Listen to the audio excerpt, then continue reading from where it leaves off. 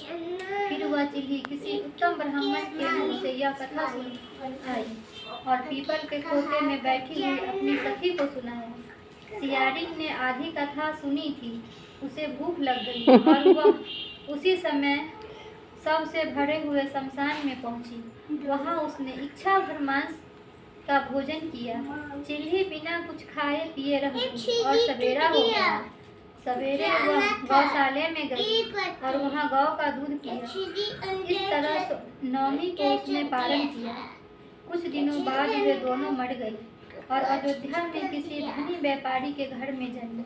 संयोग से उन दोनों का जन्म एक ही घर में हुआ, जिसमें सियारिन ज्येष्ठ हुई और सिंह छोटी।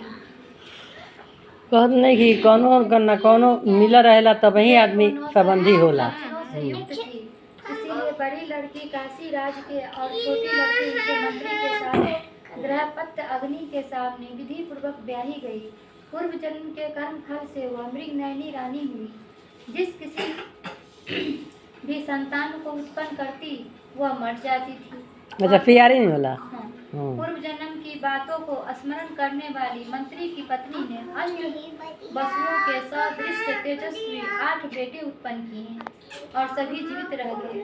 अपनी बहन के पुत्रों को जीवित देखकर ईर्ष्यावश राजपत्नी ने अपने स्वामी से कहा कि यदि तुम मुझे जीवित रखना चाहते हो तो इस मंत्री के सभी पुत्रों को उसी जगह भेज दो जहाँ मेरे बेटे गए हैं, अर्थात इन्हें मार डालो। यह सुनकर राजा ने उस मंत्री के पुत्रों को मारने के लिए कई प्रकार के उद्योग किए, पर मंत्री पत्नी ने जीवित पुत्रिका के पुण्य बल से बचा लिया। एक दिन राजा ने उसके आदमियों से उन पुत्रों का सिर कटवा कर पिटारी में रखवाया और पिटारी उसकी माता के पास भेज दिया, किंतु वे 8 सिर बेशकीमती जवाहरात हो गए और भले चंगे वे 8 लड़के अपनी माता के पास वापस चले गए। उनको जीवित देखकर राजपत्नी को बड़ा विस्मय हुआ। अंत में वह मंत्री की पत्नी के पास आई और उससे पूछा, बहन तुमने कौन सा ऐसा पुण्य किया है जिससे बार बार मारे जाने पर भी तुम्हारे बेटे नहीं मरते। इस पर मंत्री की पत्नी ने कहा, पूर्व जन्म में चिल्ह थी और तुम सियारिन थी, दोनों ने व्रत किया था।